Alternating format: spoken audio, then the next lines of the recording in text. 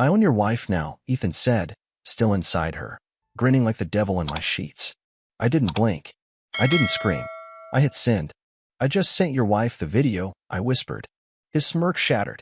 His eyes dead. Lindsay turned to look at me, annoyed, not even trying to cover herself. Just scoffed and said, seriously, Ryan? You're such a drama queen. You ever feel your soul leave your body for a second? Because mine did. Let me back up. I wasn't supposed to be home. A canceled client meeting gave me 2 hours I didn't plan to have, so I thought I'd surprise my wife with sushi and that stupid red wine she likes. Instead, I got surprised with her moaning my best friend's name in our bedroom on our anniversary. And they didn't even stop when I walked in. They smiled. Like I was the idiot. I had already checked the hidden cam footage from the hallway. I knew what they were doing before I opened the door. But seeing it in real-time?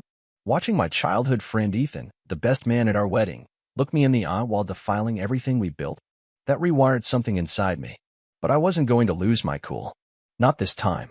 You know what's more powerful than rage? Proof. So I uploaded the entire video to a private Google Drive folder and sent the link to Ethan's wife, Jennifer. You remember her? She baked cookies at our baby shower and told Lindsay she was so lucky to have a loyal man.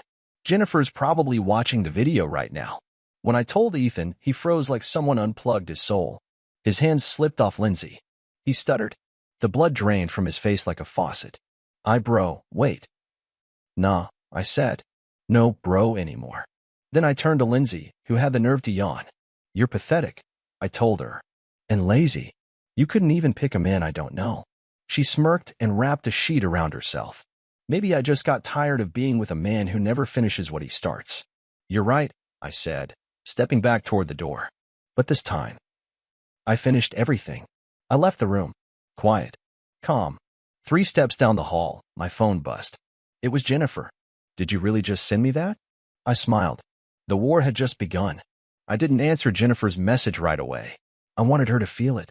To sit with the image of her husband pounding my wife like he owned her in the bed we both paid for. I walked out the front door like a man exiting a burning building. Except the fire was behind my ribs, and it wouldn't stop spreading. I didn't take my car. I didn't even grab my jacket. I just walked, letting the cold punch my skin while my mind reeled through everything I thought was real. 5 years of marriage. Down the drain. Just like that.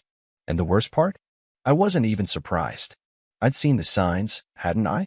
Lindsay's late-night showers after girls' nights. Her sudden obsession with going to the gym, even though she used to laugh at people who paid to suffer. The way her phone never left her hand. The way she started wearing perfume to yoga. But I didn't want to believe it. Because once you believe it, everything crumbles. So I buried the doubts, pretended things were just phases. Told myself every couple goes through dry spells. Lied to myself better than she ever lied to me. I walked for hours, until my feet were numb and my thoughts were screaming louder than the wind. When I finally got back to the house, Ethan's car was gone. Coward. Lindsay was in the kitchen, making tea like it was any other Tuesday night. She didn't even look up. So what? Now you're gonna cry or something? She said without turning around. No, I replied, stepping closer. I already did that. On the way to the police station. Her hand paused mid-stir. Police? Yeah. I figured I should report a break-in. I mean, someone broke into my life, didn't they? She finally looked at me then, eyes narrowed. You're being dramatic again. I tossed my phone onto the counter, letting it clatter loudly. I watched the hallway footage. Lindsay. I watched you invite him. I saw you undress. Saw you giggle like a damn teenager. You were planning this. Not a mistake. Not heat of the moment. Planned. She rolled her eyes. What do you want from me, Ryan? You stopped making me feel wanted. I needed something. Ethan was there. He made me feel alive again. You cheated because I didn't give you enough attention? I laughed bitterly. So you screwed my best friend like a solution to a math problem? She leaned against the counter, arms crossed, looking smug. You act like I should be ashamed. Maybe I'm just not meant for boring monogamy. Maybe you were just a placeholder. That broke something in me. Not my heart. No, that shattered hours ago. Something deeper. Older.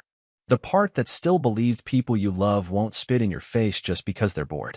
You're cold, I said. And I hope you realize that someday, when you're old and alone, wondering why nobody stayed. She snorted.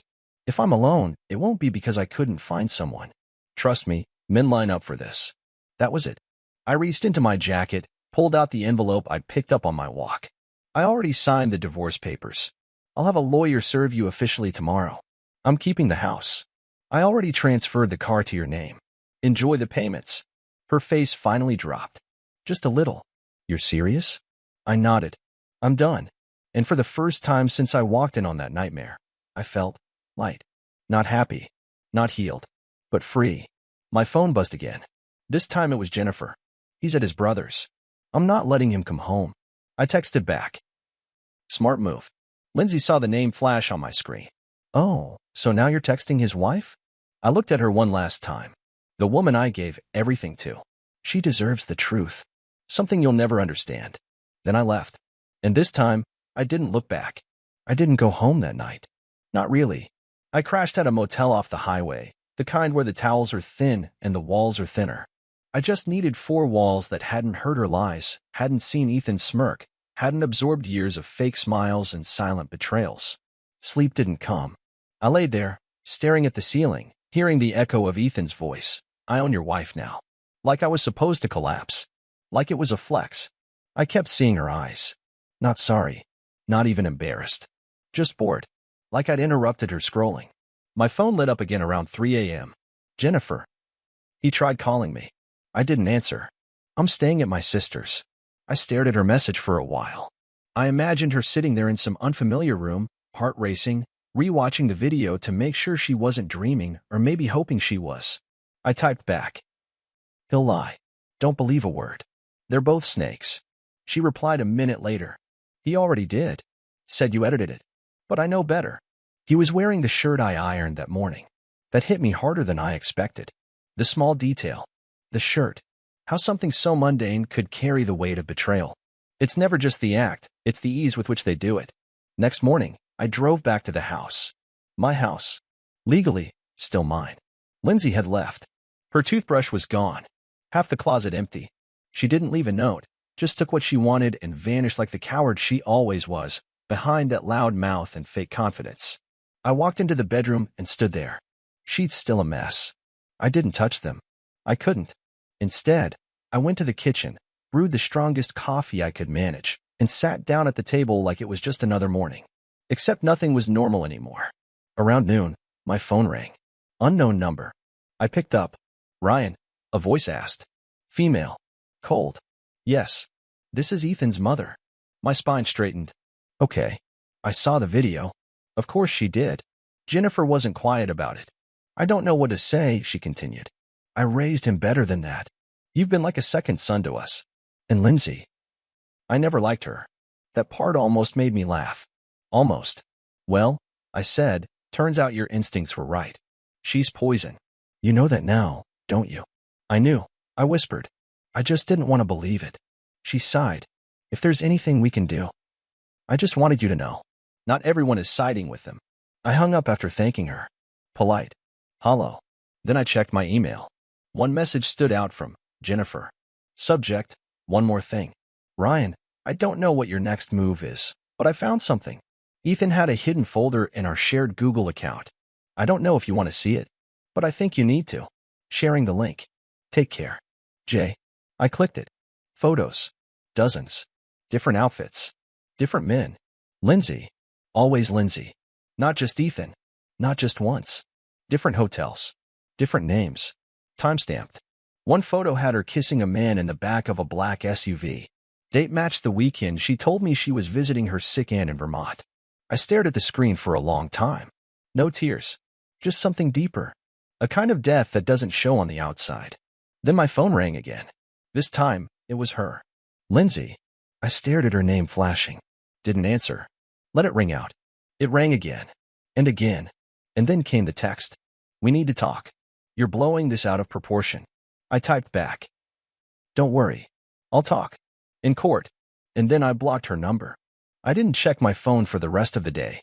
I turned it off, slid it into a drawer, and locked it away with everything else I no longer wanted touching me: rings, old pictures, anniversary cards with hollow promises. Let them rot together in silence. The next morning, I went to see a lawyer. Her name was Cassandra Bell. Sharp voice, sharper eyes. She didn't flinch when I told her about the video, or the photos, or the years of deceit. "You've got everything we need," she said. flipping through my printed folder like it was a menu. Infidelity. Proof. Abandonment of property. Emotional damage. You'll keep the house, your savings, and if she tries to fight it, we bury her. It felt transactional. Cold, but necessary. When I left the office, I finally turned my phone back on. 38 missed calls from Lindsay. 12 from Ethan. 4 voicemails from unknown numbers. One text stood out. Jennifer. She messaged me. Pretended to be you. Asking if I wanted to meet and talk about what happened. Thought you should know. I called her. She's trying to twist it, Jennifer said, her voice raw. Tried telling me you started it. That you seduced her to get back at Ethan. Said you were obsessed with her. I laughed so hard it hurt. Obsessed? I didn't even notice when she dyed her hair last month. She's unraveling, Jennifer continued. I blocked her. You should too. Too late. I already had. I spent the rest of the day cleaning out the house. Not just her things, everything. Sheets, candles, photos, furniture. I wanted her scent, her shadow, her entire presence gone. When I got to the closet, I found something shoved behind a shoebox. A small velvet pouch. Inside was a gold necklace I'd given her on our first anniversary. The tag was still attached. Never worn. I laughed. Not because it was funny. Because that was so her. Accept the gift. Smile. Pretend. And toss it in a dark corner the second I wasn't looking. Later that night, I got another call. From a number I didn't recognize. This time, I answered. Ryan. A deep voice. Male. Who's this? My name is Marcus. I was one of Lindsay's coworkers. I didn't respond. I don't mean to intrude, he continued quickly. I saw the video. Jennifer's cousin sent it to my friend. And, look, I need to tell you something. I waited. She's been doing this a long time. With a lot of people. Ethan wasn't the first. Or the last. She used to brag about how easy it was to lie to you. I felt my stomach twist. She called you her emotional purse. Said you carried all the boring stuff while she got to live her real life on the side. That broke something else inside me. I'm sorry, Marcus said. I know this is none of my business. I just thought you deserved to hear it from someone who isn't trying to manipulate you. I thanked him and hung up. And then I sat in the dark for what felt like hours, just breathing. In, out, letting the truth wrap around me, bleed into my bones. She never loved me. Not really. She loved control. The comfort. The image. I was just furniture with feelings. That night, I made a decision. Not out of anger or revenge, that part of me was already burning out, but out of something colder, clearer. I was going to erase her. Every trace, every echo, every last breadcrumb of her existence in my life. And when I was done, she would never be able to spin her version again, because I had receipts. And this time, I was the one pulling the strings. I started with the photos, the happy ones, the staged ones. Beach trips, family gatherings, New Year's toasts. Smiles that meant nothing now. All of them went into a box I labeled, lies, taped shut, and dropped in the bin behind the gas station 3 blocks away. I didn't want them anywhere near my house, not even in the trash. Then I tackled social media. Deleted every trace of her from my accounts. Blocked, unfollowed, wiped clean. Relationship status gone. Wedding posts gone. Anniversary captions gone. I unfriended mutuals who knew and said nothing, the ones who smiled at me while holding her secrets like poker cards. By the time I finished, it felt like taking a deep breath after being underwater for too long. 2 days later, the lawyer sent over an update. She's panicking, Cassandra said over the phone. Her new lawyer contacted me this morning. She wants mediation. No court. Why? I asked. She's scared, she said. And she should be. Later that afternoon, Lindsay emailed me directly. The subject line, let's not ruin each other. I opened it. Ryan. What happened was horrible. I made mistakes.